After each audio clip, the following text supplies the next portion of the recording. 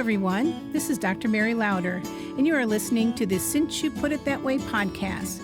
It's the show that examines various health, wellness, and medical topics from unique perspectives. We will be having discussions and guests that will cause you to pause and consider, well, since you put it that way. Welcome to another episode of Since You Put It That Way. We have a special guest today, Michelle Mandala Nigh, and she is our new health and wellness coach and our mind coach. And Michelle comes to us with master's degrees in both clinical mental health counseling and holistic nutrition. And currently she serves as a mental health coach for the app called Ginger Headspace, and then her own private coaching practice located in Missoula, Montana. And Michelle worked with the Missoula's Children's Theater prior to going into mental health work. And she found that after she drove a little red truck all around the country, both the United States and Canada, with Missoula's Children's Theater and putting on plays and things like that, that she found working with the students and teaching them skills and giving them positive reinforcement was an approach that she found very helpful as she moved forward into her health and wellness coaching career. Now, we're going to be talking about anxiety today, and we're going to say, gosh, is anxiety friend or foe? We're going to look at that. We're going to look at how that signals and gives signals to the body. And I know we've talked about anxiety before, but I see it and continue to see it every day in work and practice. And so I think it's going to bear repeating. And I think Michelle's got some very interesting thoughts on this as well. And this is a good way for everybody to get introduced to her and as we bring her into our work together. The other thing that we're going to talk about is anxiety in the various age groups and how we've handled COVID, different experiences from baby boomers to Gen Xers to the millennials, etc. So that's a little bit of part of the conversation. And then mind and nutrition coaching, what does that really mean? We're transitioning our model here from Mary Lauder DO over to Karen Medical. Now, Karen are those stacks of rocks by the side of the trail. Those guide the way, they guide the path. And my heart is for the work that we do together to be a guidance for you to find your best way forward in your health and wellness care. So that's why we've renamed the practice Karen Wellness. It's these same people doing the same work, slightly different names. So you'll see different names on and different branding on the website. And for the details about joining the membership and joining our practice, please go to the website at drmarylauder.com. And you'll be able to review that, and you'll be able to set up a visit to discuss what your needs are and discuss where you fit in that membership model and how we can best serve you and provide care for you. So welcome today to Since You Put It That Way, talking about anxiety, friend or foe, with myself and Michelle Mandala Nigh, who is our new mind and nutritional coach. Enjoy the episode. So welcome, Michelle, to our podcast. Thank you, Mary. It's such an honor to be here. Well, we have to start with how we met. We met as alumni from the University of Montana, go Grizz. Yes. Yeah, out in Missoula, Montana. And I came across your profile on LinkedIn and went, interesting credentials. I wonder what it would be like to have a conversation with her. And so we did. And so then what happened after that conversation? Well, that was an amazing conversation. I felt there are few people in the world that I feel so aligned with immediately. On so many levels, we had very similar views on physical health, mental health, spiritual health, that the heart is so important to our healing, that the body is designed to heal itself, and that all of these components work together. And this all kind of came out in our initial conversation and in the conversations that we had following it. Yeah. And it was exciting. It was very exciting to hear. Generally, when you listen to what's out there in the medical world, you don't hear that kind of acknowledgement that all of our dimensions have to work together in order to create health and to live in a state of ease rather than dis-ease. Right. That's exactly right. And I first was hooked the fact that you were at the University of Montana. And you know, I was there 1980 to 1985, and I had some of my best years ever there in my life. And Missoula holds such a dear place in my heart that when and seeing, you know, I haven't seen a lot of things come out of the university that was so holistic, you know, Mm. and then finding your connection that way and how holistic you were, I thought, well, boy, this is just really something, you know? And so that was the initial attraction for me. And I agree, after our conversation, I just went around going, where have you been my whole life? And it's like, it was like, it's not an alter ego. It's not even, there's nothing contra. It's like soul sisters. It's like, this is like my tribe, you know? Yes. Yes. And the type of medicine that I'm practicing requires tribe members. And a colleague of mine out of Boulder said, well, you're going to find your tribe soon. I said, people have been telling me that since 2006. And I said, whatever, I just keep going. And I think honestly, for the first time, I said, oh, this is my tribe. This is really something that can make a difference and an impact with how I'm providing care as a physician. Yeah, we're definitely on the same frequency, the same vibration, and sometimes it can be hard to remember that that's a hugely attractive force. So even though you're in Michigan and I'm in Montana, we were bound to meet just because of what we've been putting out there in the world.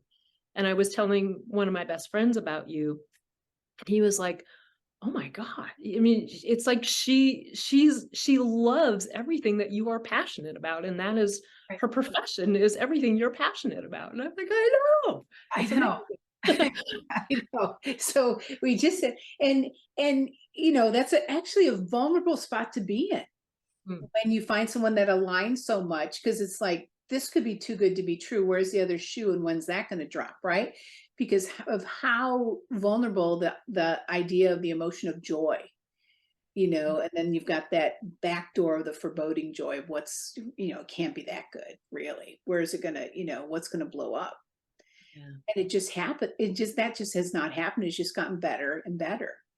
Yeah. Um, I in our agree. And I think it's because you and we move toward the highest common denominators between us and in the world at large.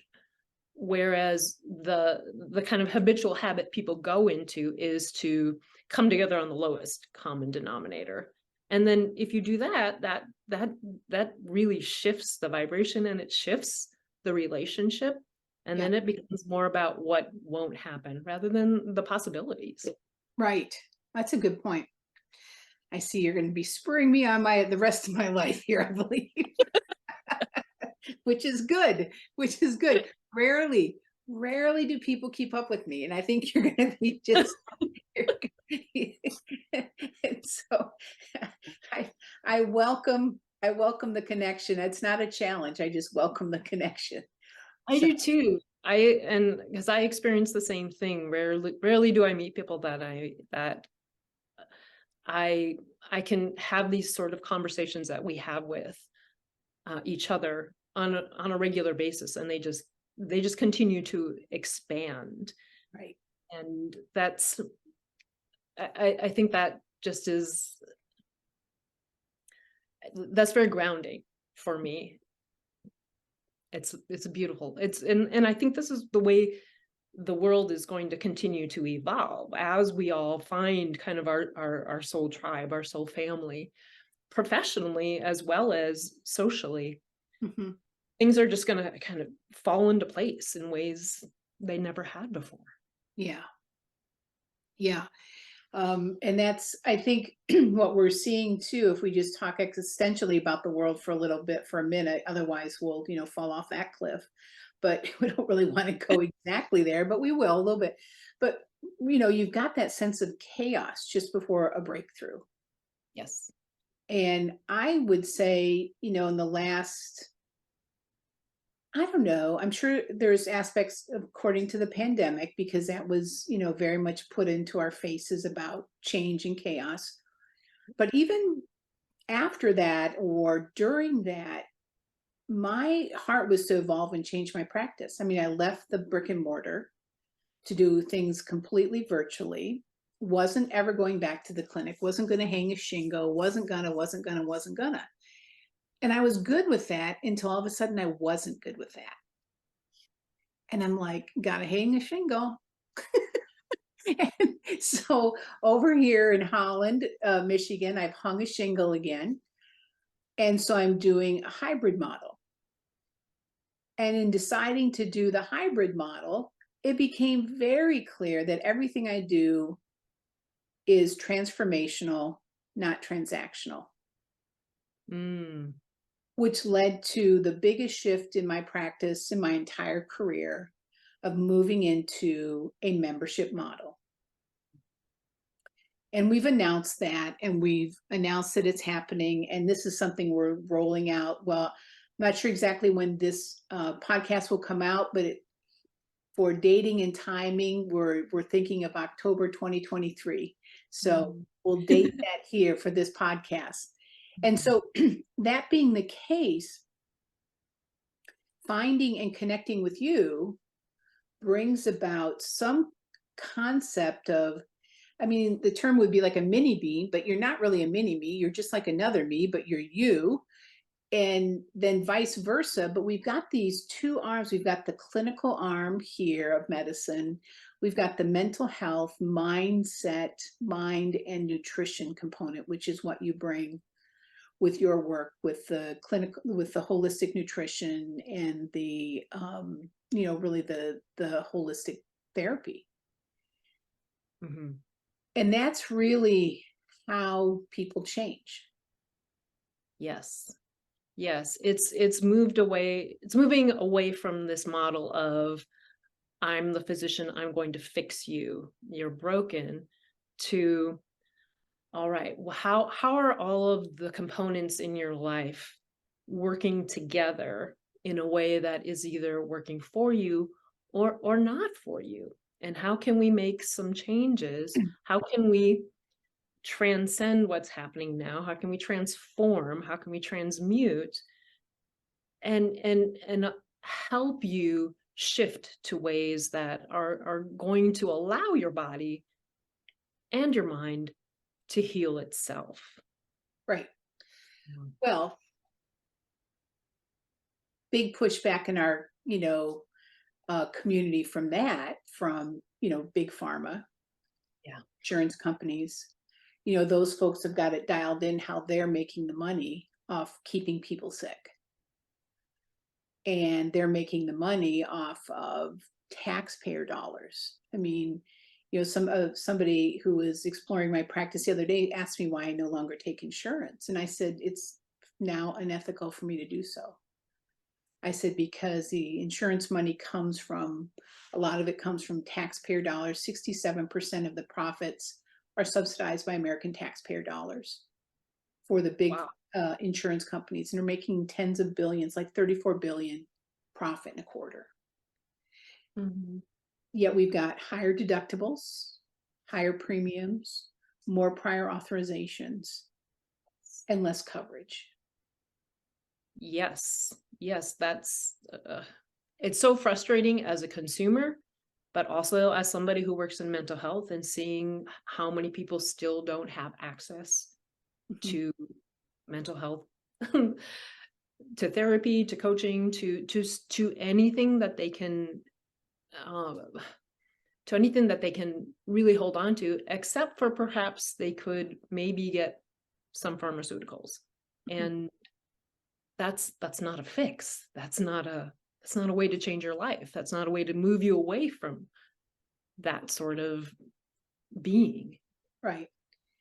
And the vast majority of the patients that I've treated have come to me after they've been through psychiatry, therapy, multiple medications, multiple specialists, and they go, nobody knows what's wrong with me. They say it's in my head. What are you going to do about it? And I'm like, I'm not sure. I'll get back with you. That was years ago. That was like 20. So I've been practicing 30 years. So that was like 25, 26, 27 years ago. I'm like, I have to figure this out. Because I saw then that those fixes, those diagnostic tests, those multiple specialists, it wasn't what was working. Mm-mm. And so we're taught the biopsychosocial model where things are intertwined, but it's the talk is there, but the walk isn't there. Yeah. Because what we were taught was that, but then we were really told to rely upon pharmaceuticals, on leaning heavily on diagnoses, and that diagnoses then would be driving the care. And I Yeah. actually think diagnoses, like if you come up with one generalized anxiety disorder, what does that do? It allows you to get reimbursed. It allows you to put someone in a category. It allows you to write things around there for parameters for treatment options. And then the rest is crickets. Yeah.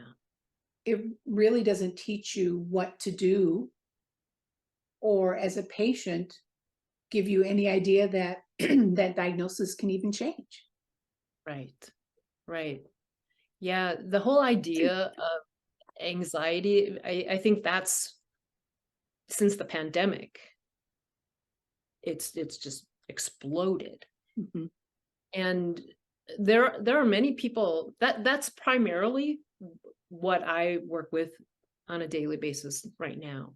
Yeah. People are they feel so disconnected from themselves, and Yeah. they're living in this state where their heart is constantly racing, their minds are constantly racing, they feel out of control, they try harder and harder and harder to get control of what's going on around them, and what they don't have is, first, they don't have any skills. They don't have any skills in understanding what's happening to them, what changes they can make in their lives to help this. Instead, they think that there's something wrong with them, Right. that there's something that needs to be fixed.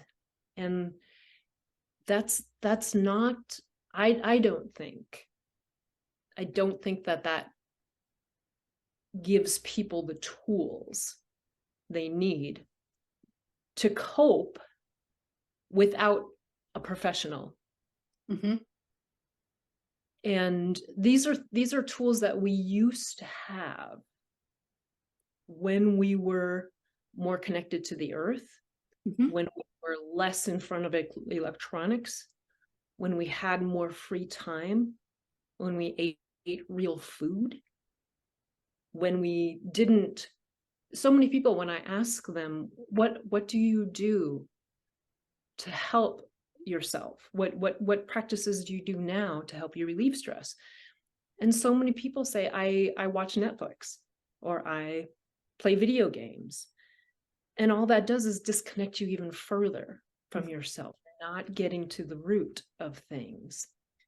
And when people start to reconnect to themselves and acquire a toolbox, they then see, and when they get an understanding of what anxiety is, from my point of view, anxiety is it's information. Mm-hmm. It's information for you to, all emotions are information. It's your body and your mind trying to tell you something. Right. And we tend to stuff it down and push it away and think it's not important. But that, as Bessel van de Kolk said, the body keeps the score. Things are going to show up in your body. Things are going to show up in your mind to say, hey, let's look at this further. Right. And so when people start to see the anxiety as more of a friend, as perhaps a part of you that's being very overprotective, because that's our stress response. When people understand what the stress response is, then they start to go, oh, okay, so my body is responding this way as a way to protect me from something. And how can I, what is it fearing? What's coming up for me? What have I not dealt with? I feel like most of the time with mental health, people either don't have the tools to work with something, or they haven't released something. They haven't processed and released something. And when they understand how they can begin to do that, both of those areas, they have more control over how they move through the world, and thus over how their mind and body are speaking to them. Mm-hmm. I think that's a really good point that you say that anxiety is a request for more information. And actually in my webinar, my anxiety code, that's exactly what I put in there. I said, anxiety is just asking for more. You just want more information so you can make a different decision. And it just means you don't have the information that you're looking for to make a decision, and something feels unsafe. And the safety issue is super important, because the safest place to be, from my philosophy as a physician, is connected to yourself. Yes. And all trauma does, or traumatic events that causes a trauma response in our body, and that causes us to dissociate. And Dr. Gabor Mate really talks about this extensively in the Wisdom of Trauma film that he's put out. It's a kind of a documentary film, but also his books that he talks about this a lot. And that dissociation is where you're literally beside yourself, and you're literally not connected. And so you don't have that same level of insight. But we're wired for love, belonging, and connection. We're hardwired for that. We have biological, neurological sciences that show us that. They show us the pathways for that. And Brene Brown talks about this a lot through her work with emotion, shame, vulnerability, and courage. And the most often, one of the hardest persons to be the most vulnerable with is ourselves. Yeah. And that comes, we find that when we try and look in a mirror at ourselves. Mm-hmm. Yeah, that takes a lot of strength. And the person who I think has done some of the most groundbreaking work on that is Louise Hay. Yes. You know, she has a 21-day, and no, I'm not convinced it's a linear patterned 21-day, just like there's, you know, the 5 stages of grief. It's not a linear pattern. I think Louise's 21-day mirror work, you know, is non-linear. I think you go through the lessons, but it doesn't, it could take 21 weeks, you know, I just don't know. And that concept of first being vulnerable with yourself, and then allow that connection to yourself. From that place of safety, from trusting yourself, because one of the first people where the betrayal comes in is where we betray ourselves. And I think that's a foundational betrayal that occurs because of a trauma response, whether we fight, flee, freeze, or we fawn. Any one of those concepts, we are often less than honest to ourselves. And that's not a way to be harsh, but it's just a way that in that compromise, that is a betrayal. And so then coming back to ourselves by reconnecting, by then trusting ourselves. So you've got love, belonging, connection right there with yourself first. And then from there, you can go anywhere. You can love, belong, and connect to wherever and whoever you want to go to. Yeah. That's beautifully said. That connection that you and I both have to Louise Hay was one of the things that really really was exciting as a relationship grew. And it's one of Louise's work has been a huge part of my own healing, and what I recommend to people, and read You Can Heal Your Life. It's so self-empowering.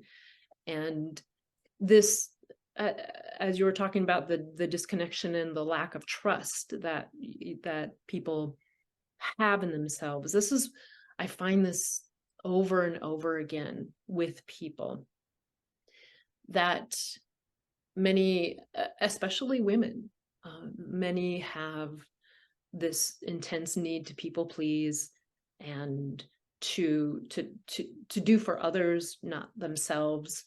Self-care to them is a luxury, and they don't trust themselves to be able to not, that they don't trust that they will be okay if they don't people please. And when they start to understand, as their toolbox expands, when they start to understand, as you said, this trauma response, that their behaviors developed as they're maladaptive in order to survive, and that they're living in that survival mode, even though there's no threat, there's nothing that is going to hurt them. So opening up to that vulnerability of first learning to trust themselves and say, it is okay for me to take care of myself. It is okay for me to prioritize myself. And I can develop daily habits that put me first, in a way that doesn't mean I'm being selfish or that I'm pushing other people away. It all can work together. It doesn't have to be a this or that way. It can be, but it's collaborative. It's just like all the dimensions of our health needing to work together, all of the parts of our body working together. There's not an area that's more important. It's all to create this oneness. Right. And the trauma response, is to keep us alive, right? Yeah. So way back when, when the saber-tooth tiger was catching us, which I'm sure he caught me many times. I'm a slow runner. So, many times over. So, but anyway, so to keep us alive, to keep us safe. And we don't have that same sense anymore. We have other things that sometimes we might call them existential fears, but there are real fears and real threats to us in our culture. And Yes. but even the threats to who we are as a person and our beingness is, I think, something at the very core that I do think we've developed very sophisticated trauma responses to this. And the fawning response is one, I was thinking about this about a year ago, and I was like, that's just not one response I see too often, whatever. I don't know. Well, it's like asking a fish, what's water like? When I figured out really what the fawning response was, I'm like, oh, wait a minute, that's what I've done my whole life. So what that looks like in our modern culture, especially for women, is doing too much, people pleasing, but people pleasing to a point of pathology where you're putting everybody in front of yourself. And then those people come in to the doctor and say, I'm exhausted, I'm tired, I'm depressed, my blood pressure's up, my blood sugar's up, my weight's up, my hormones are off. Can you fix me? Well, we can put Band-Aids on you with drugs, and we can do lab tests, and we can give you supplements, still all superficial and still helpful, because there might be a nutrient depletion and your digestion might be off. And we need to look at things functionally to see how your gut's doing and see how your neurology is functioning. Yeah, we could. Yes. But even in the limits of functional medicine, where I've been practicing for over 25 years, it's not about taking, instead of a prescription, a supplement. So instead of a pill for an ill, it's a supplement for a symptom.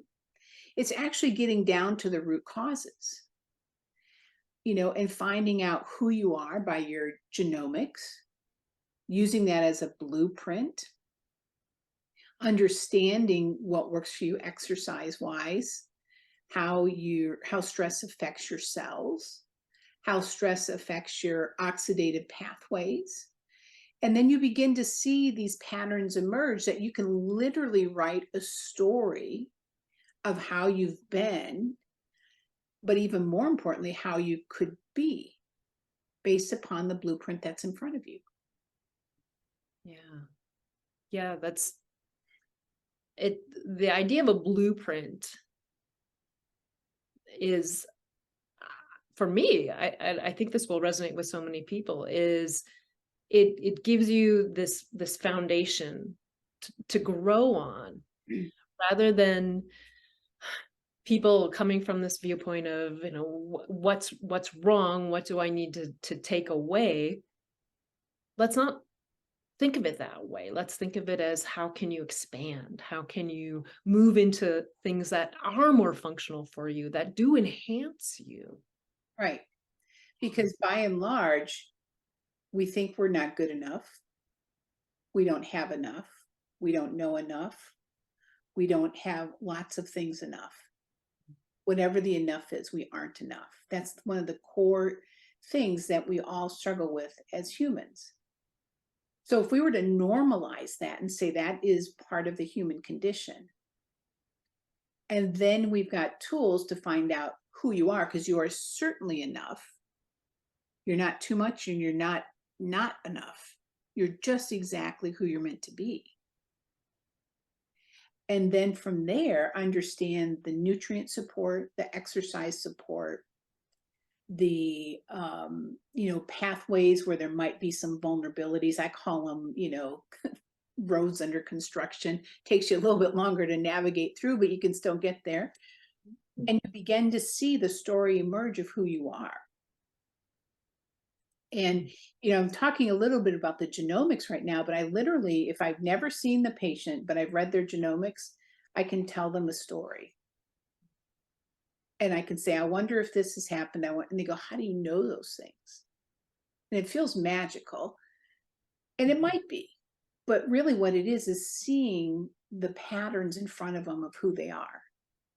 And those are patterns we can't really escape from. So if you, have a blueprint for a ranch house, you're going to build a ranch house if you follow the blueprint.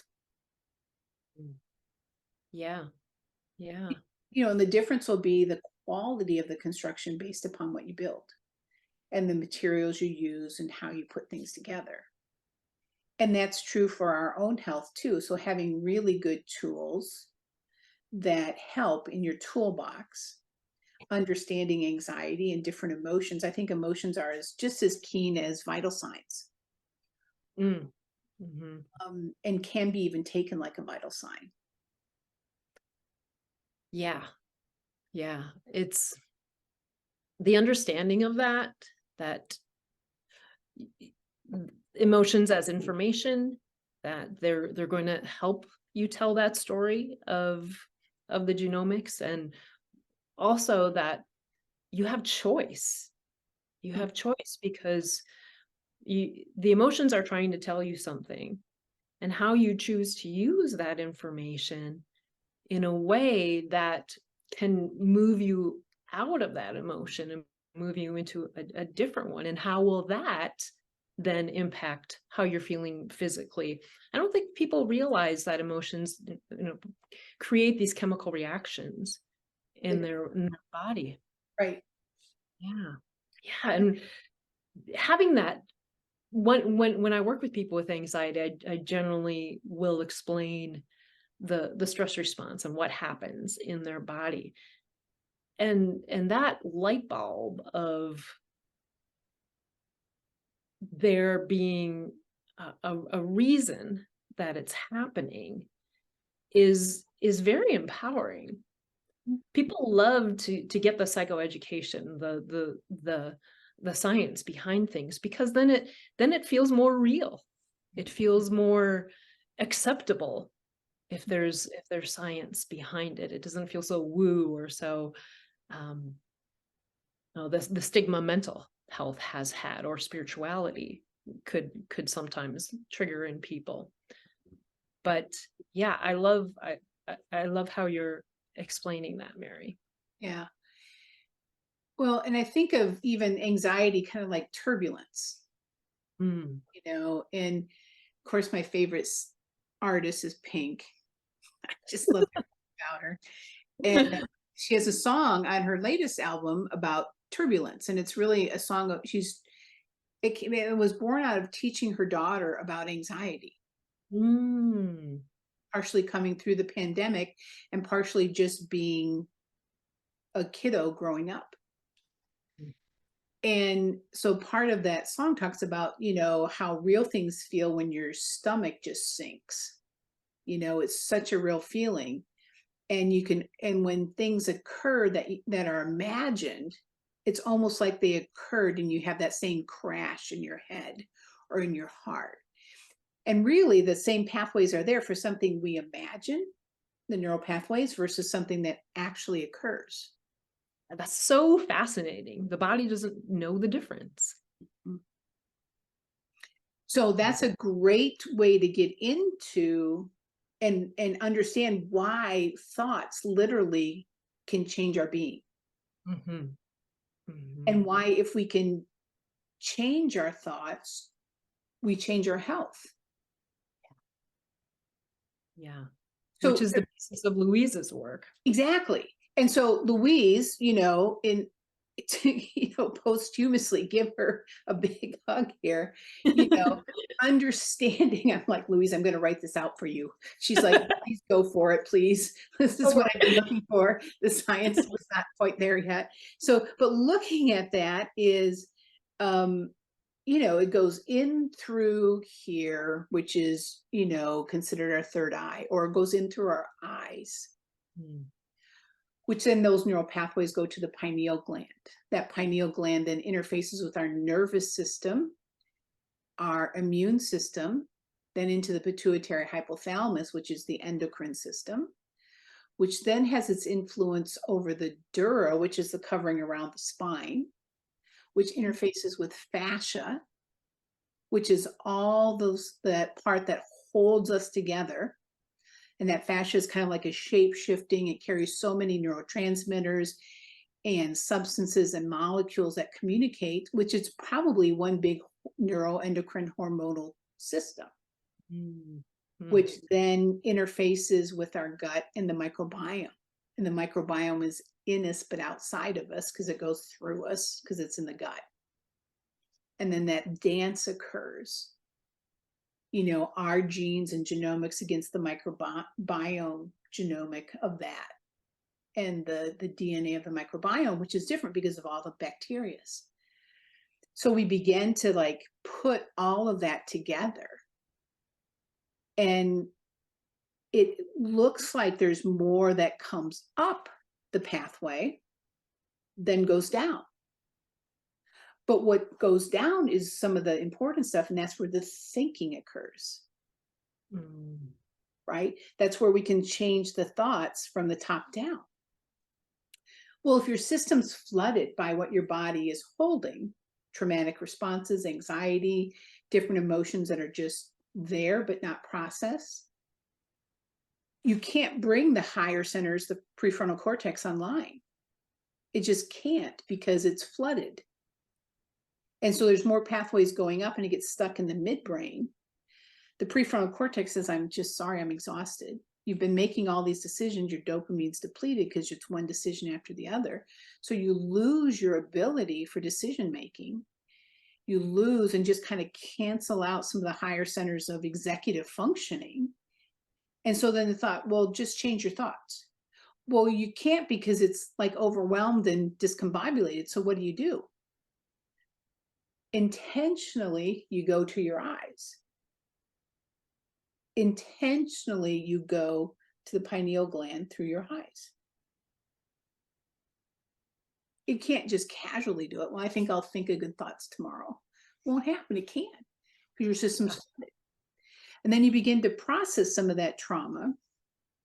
And how I'm doing that in my practice is with the self-compassion and connection model that literally brings you from being dissociated and separate from yourself back into connection with yourself.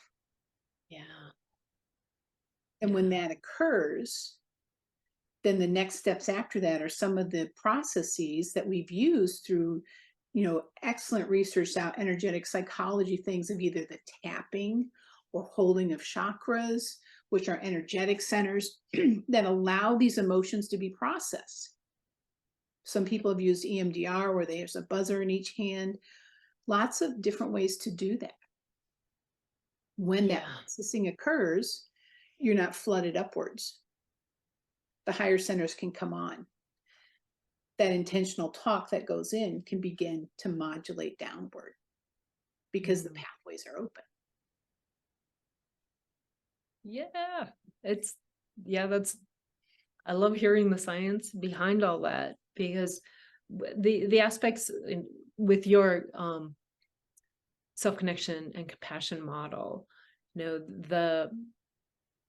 I feel like when you completely love and accept yourself, and you're doing it, through your heart, that's where the power of intention really activates. Yes.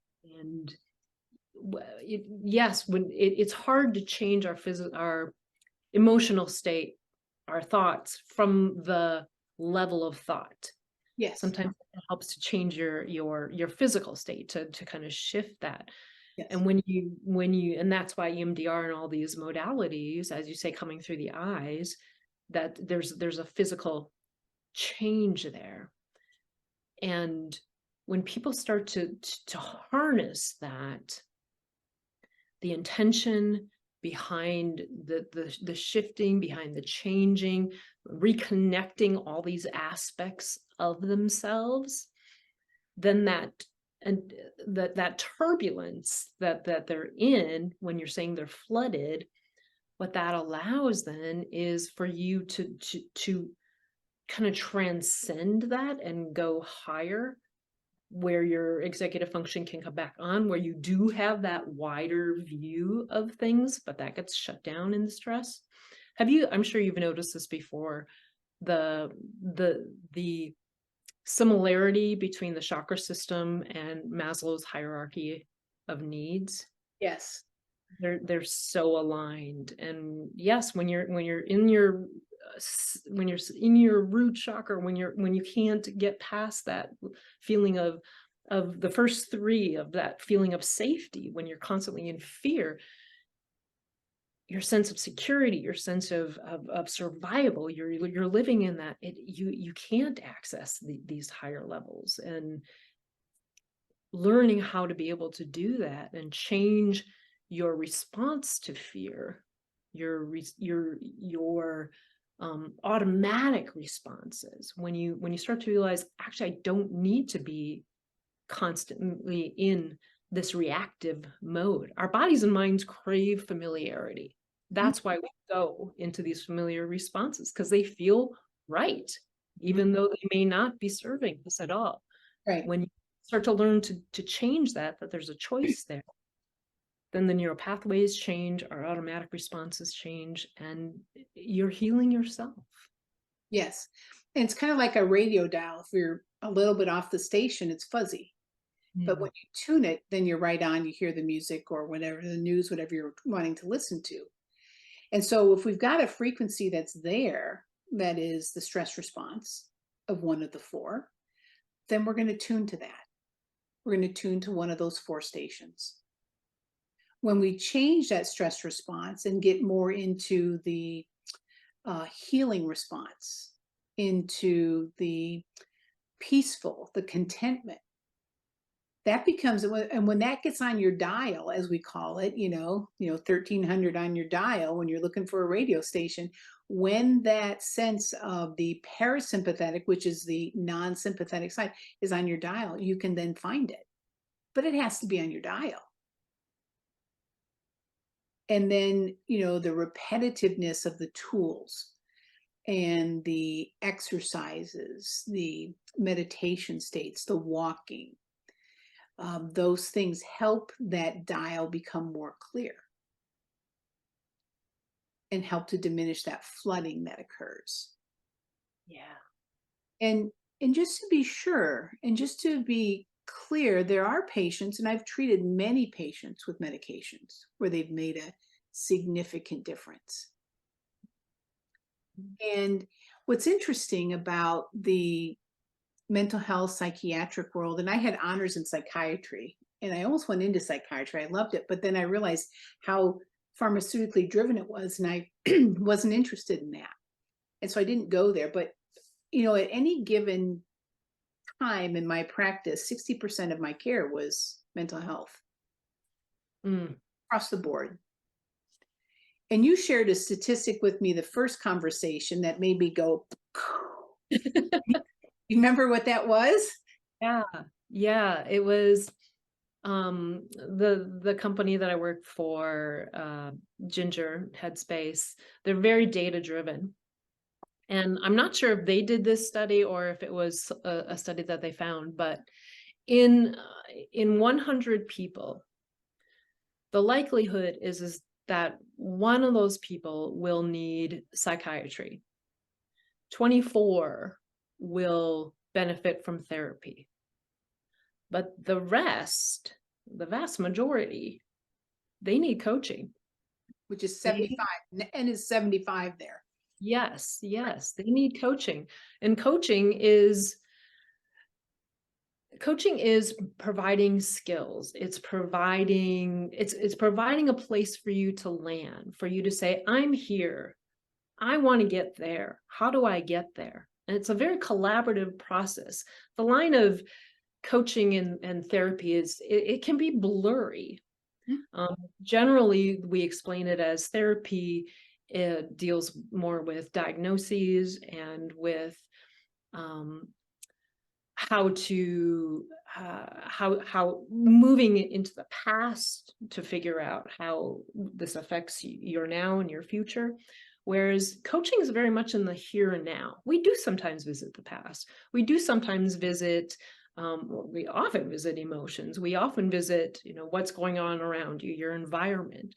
But it's a very collaborative approach to how can you really be the person that you most want to be in all levels. For me, that includes body, mind, heart, and soul. And skills, the relationship, the unconditional positive regard, the intention, that's all a part of it. And I find many of the people that I've worked with have said that coaching was much more helpful than therapy, because what can often happens is in therapy, it depends completely on the therapist, of course. Yes. But for some people, they've had the experience of just sitting with where they are and constantly going back to past experiences, going back. And it doesn't allow them to move forward. They haven't released. They just continue processing. They don't, my view on this, it comes, I think from, I loved my training. I had the training I had for counseling was, I think, among the best. I think the program that I went through is among the best in the country. But what many counseling perspectives, theories come from is this idea that the therapist should be very hands off. And how I've noticed many interpret that is that they're just providing the container, and that eventually people will come to where they are supposed to. They'll figure out their own answers, and that's based on Carl Rogers.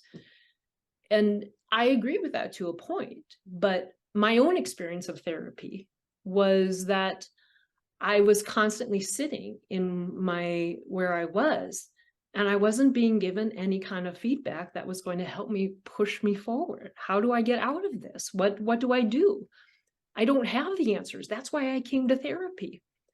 So I feel like coaching moves that in a different direction of where the coach and the client can work together. Right. Yeah.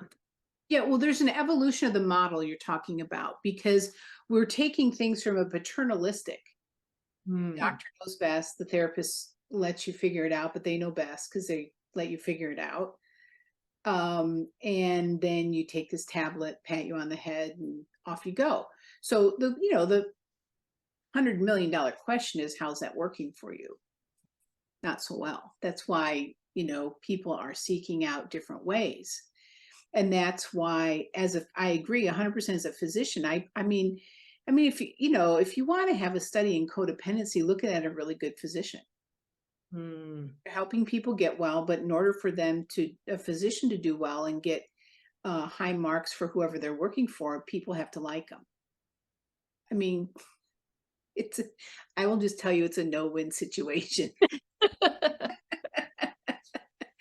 And, Yes, I could see that. and in that process, as you're trying to, just tell people what to do, that works great in an urgent care. Yeah, you fell, you broke your wrist, let's put a splint on, we're good to go. Twisted your ankle, let's put this brace on, give you some crutches because you can't weight bear. Awesome, perfect. Chest pain, let's give you some nitro, let's open up that vessel, let's get, excellent. We do really good care in a lot of ways. It's the chronic care, the how did we get there? How did we get to this position? How do we, essentially reverse engineer our way back? Mhm. And you're right, the tools that we have or don't have are super important. And so tools can be medication, tools can be supplements, understanding your neurotransmitters. Tools can be having an accurate diagnosis so you know the steps forward. Tools can be using some therapy to understand the past and things that have occurred. And then the coaching tools to come on to live now in the present and going forward. So there's a way, and the collaboration of that model is really what you're doing by bringing the different aspects together. You're collaborating with what we know to be good, but what we know doesn't work is multiple medications without a clear diagnosis that causes lots of side effects and people have low yield, right? We know that. And we know that many people still suffer with that. And that happens not just in the mental health world, but that happens in the physical world too, of clinical medicine, for blood pressure medicines, and nobody's really addressing the fact that your job is killing you, or you're laboring under something that that's just absolutely a false impression and a false standard that you really need to adjust, whether it's a relationship you need to change, abandon, whatever, or, a work situation or other expectations that, again, the body and the brain can't differentiate between what's real and imagined. Yeah. Yeah. I think the silos of mental health and physical health, we'll work on this, you work on that. It's so a thing of the past, and people are realizing that. And you mentioned the psychosocial social psych Say it bio fast 5 times, I dare you. biopsychosocial model. Ah, Well done. Not yeah, easy for you to say, but well done. thank you. Yes, you mentioned that. And I think that ideally that is the foundation that we should be working from, but we haven't. And it's nobody has, very few people, very few practitioners have been able to bring that all together Right. and individualize it because people are what works for somebody may not work for another person. And Well, I have an idea why they haven't been able to bring it together. hmm. The only reason I've been able to bring it together, which is different from saying I have it together, I would just like to make that distinction, given that I have it all together. Not confuse the two there. But the reason that it's hard for physicians, clinicians to pull that together, I had to walk away from everything I knew and how I practiced in order to put that together. And I had to change my model. and I had to change who I worked for, and I had to change and follow the really my intuitive voice on this, all the stuff I've learned clinically, scientifically, but there isn't a model exactly for that. And I think, to be honest, I think that's what, in our collaboration coming together, we're literally creating a new model. And I dare say that, where's the echo machine? We need an echo machine on this. New model. We're really, I mean, you know, we need to put a stake in the sand here and say, there's a new model coming forth. And this is going to be different, and it's going to be impactful, and it's going to change people's lives. And it doesn't matter if you're on a medication or not. Doesn't matter. It doesn't matter. Doesn't matter if you have a diagnosis or if you have, you know, significant trauma. We'll, you know, all those components, wherever you're at, is where you enter. Find the tools, find the nutrition, follow your genome. And then you begin to connect and reconnect with yourself. And you begin to let the mind help heal you, and really lean then on the inherent capacity for the body to heal. Yes. It when, as you explain it like that, it's just like, how could it be any other way? It can't be any other way. And I think that the physicians today and therapists today, like, everybody is feeling frustrated. Like, this just isn't working. I can work with this part of you, but I know that there's other aspects, because, you know, with therapy or with regular coaching, I can't necessarily, I can ask people, like, what are you eating? Like, what's going into your body? But I can't, unless I'm working with a physician, I can't tell them what to eat. I don't know what would work for them. Right. And that you're speaking of scope of practice. How do you, you know, and within our highly regulated system of where the states dictate what's going on in medical care, thank goodness it's saved us from a lot of problems. But at the same time, something taken to an extreme is a bit too much. So we've got folks, because I know patients are frustrated. I get it. I hear it every day. And so then people enter the field to help, I think completely well-intended, but then they go past their scope. And that's called scope creep. That's a business term, but in the clinical world, it means you're doing something you're not exactly licensed for or credentialed for, or you might not have an accreditation. And the states read that differently, all 50 of them. And so it's tricky. It's a slippery slope, sticky wicket, but can be navigated. And I think this is an area that we're going to see more and more evolution in. And we see, like with telemedicine, where, you know, that came out during the pandemic, and then they were trying to pull it back. And that is one genie that's not going back in the bottle. I'll tell you what. It's just, that has sprung out of the can, not going back in, because there's value in that. And so we're going to see the consumer driving things. We're going to see, you know, reimbursement models driving people to make different choices. And I think that, and I think people want results, and they want different results than what they're getting. Yes, they do. I think there's a revolution brewing. There's people are, what we've been doing has not been working, right, in so many levels of the world. And as you mentioned, telehealth and the trickiness of state lines, this is something that I thought would change once telehealth became a thing, is that all these individual requirements, licensing for all kinds of professionals across state lines, we live globally. Why are we being confined to licenses per state or trainings per state? It doesn't make any sense anymore. No, and it's driven by two things, probably control, and which would be power and money. Yes. So, you know, I'm all for universal health care. We absolutely need it in this country. Absolutely, everyone should have coverage. Everyone should have care. And so for the physicians, if we're going universal in our coverage, we should have universal credentialing across 50 states. Yeah.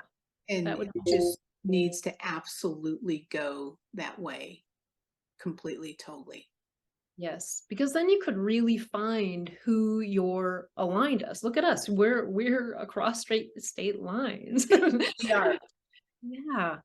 We are. And that's one of the beauties of coaching, is that we aren't Right. required to. If I had pursued my license as a therapist, I would be confined to Montana, unless I got the credentialing for across the rest of the country. But Yeah. that's so much work, and it's so limiting. And the work that I really love doing is the coaching. Mm. And that's one area that I'm really expanding into because of access. Absolutely. Because it's about education. Physician actually means educator, or teacher actually means teacher. Physician means teacher. Okay. And it's Makes root sense. in what I am. And really, I'm a healer that teaches, as I would say.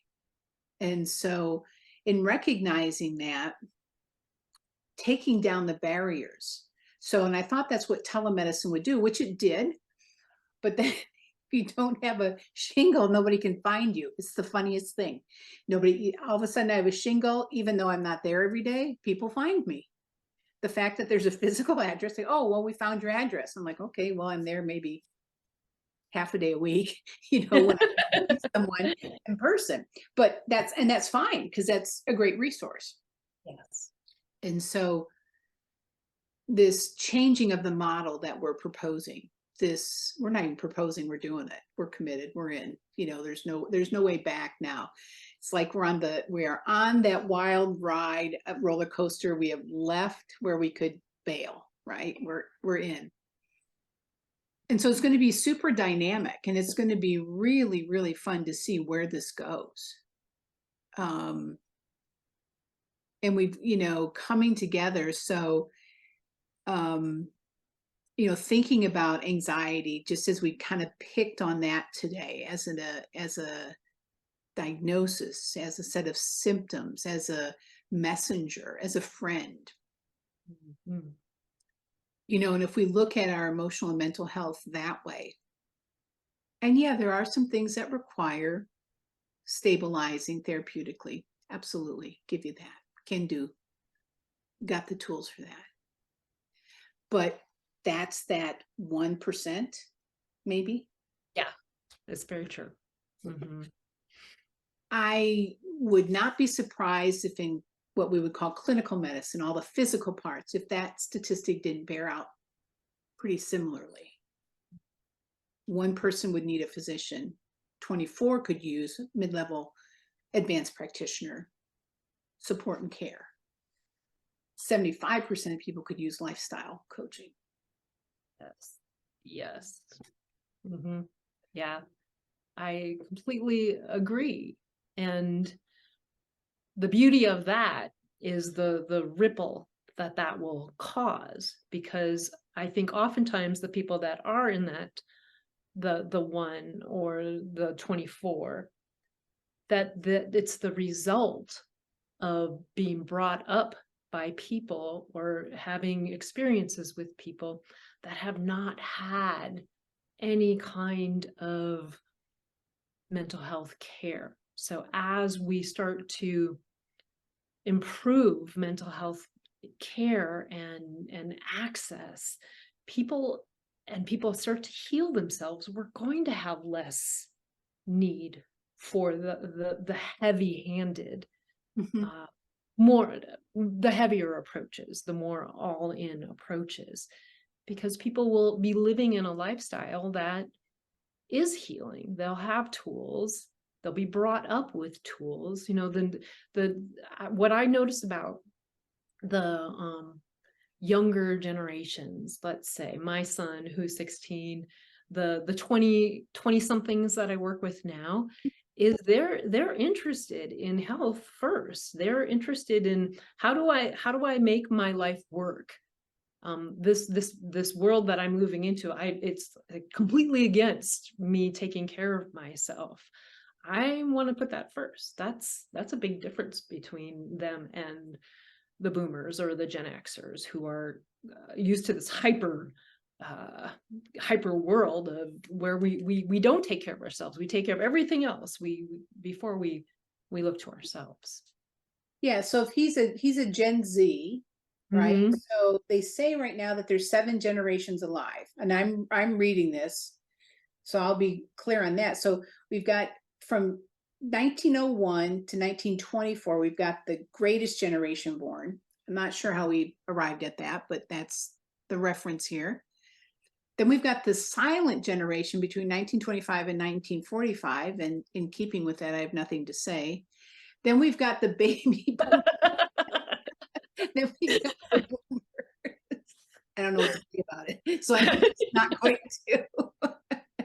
And and my apologies to all those folks born in that time frame. Send the hate mail somewhere else. My apologies. So then we've got the boomers between 1946 and 1964, of which I'm one of those, closer to the 64, let me put it that way, than the 46. And then Generation X, which is 65 to 1980. And that's me. Okay. And then we've got millennials, which I always thought they like cusped sat over the millennial, but they don't. It's 1981 to 1996. Okay. Okay. So it didn't cross over the Y2K thing. I thought that's what really was about. And then Gen Z is really what crossed over, into the 21st century from 1997 to 2012. And then there's yet one more, the Generation Alpha, 2013 to 2025. I have no concept of that yet. Don't know who So interesting. Yeah. Well, if we look at, so my son's very interested in being an alpha, and living his life as an alpha, let us say. And I think when, as a Gen Xer, when I think of the term alpha, it has almost a negative kind of toxic quality to it, but he sees it differently. He sees it as, to live as an alpha means that you're a leader, that you live in integrity, and that you show up where you are supposed to show up. He says if you don't do that, then you're living beta.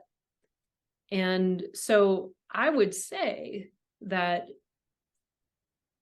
I'm not sure that that's how they're defining the alphas now, but I think that alpha generation, they're growing up in a world that is completely different.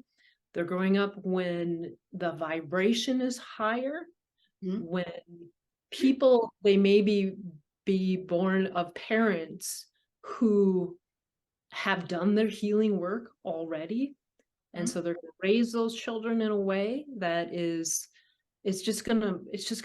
we are at a time when we are just exponentially expanding. Yes. And the technology is the level of information, and it's just not, these children are going to, they're coming in with already a level of knowing that we were nowhere near. That's true. And I've seen those kids. They're my second cousins. My youngest cousin, has 6 kids. Absolutely every one of them is an alpha. I don't know what year, but they're between at the end of the Z and all in the alpha. Amazing kids. Their sense of self, their sense of individuality, individuation, interrelatedness, cooperation, collaboration, insight.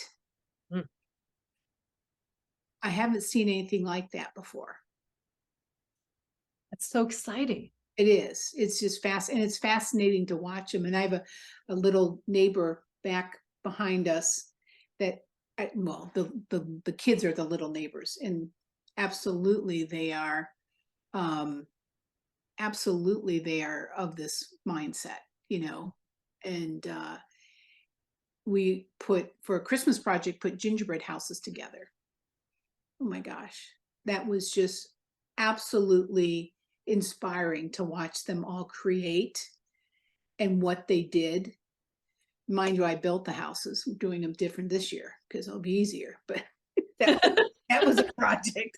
But took lots of frosting. But then to watch them each, you know, go into that, Mm.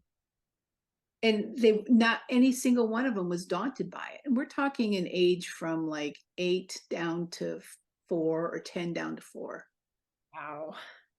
And then Wow. the littlest one, he was 1.5, and I think that was his first introduction to sugar, which was not exactly my intention, but he thought marshmallows were the best invention. What? So exactly. But to watch them tackle something they weren't unsure. Hmm. Yeah. Yeah. There's like this confidence Yeah. and a sense of how can I use my innate abilities to create. Mhm.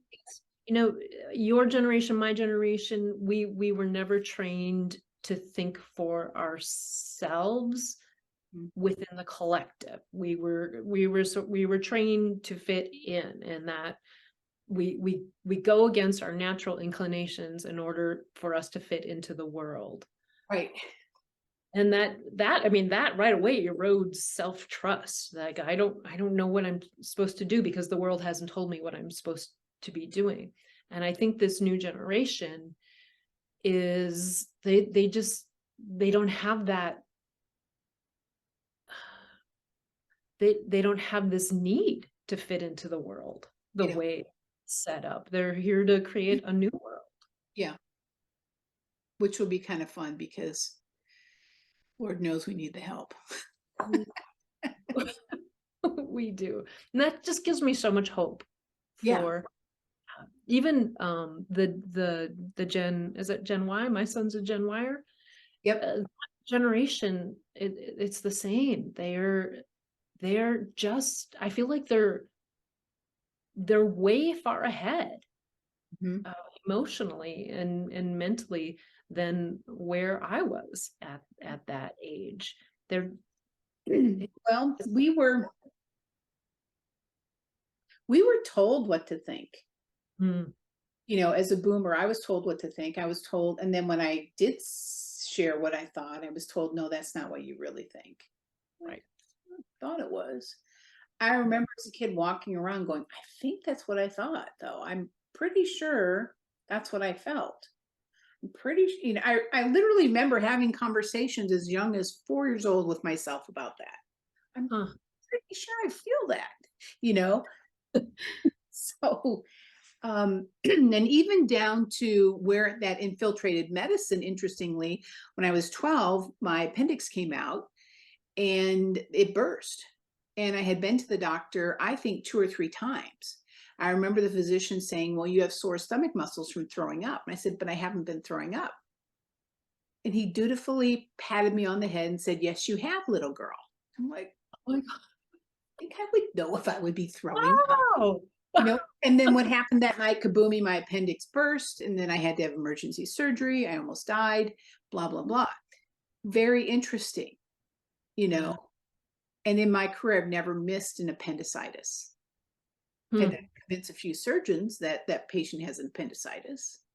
There's a look in their eye when they have appendicitis, I promise you. Once Interesting. you've been on the other end of that, you don't ever miss that look. Hmm. You know, so there's something to be said about experience and listening to the patient because they will tell you what's wrong with them. And so not presuming that, but that's like a whole nother topic we could have a diatribe on as well, but that which would be fun too. But I think, you know, today to just kind of wrap up with the you know, I think the pandemic, I think we could say spurred us on to look at anxiety differently. because we had to function. We have to function.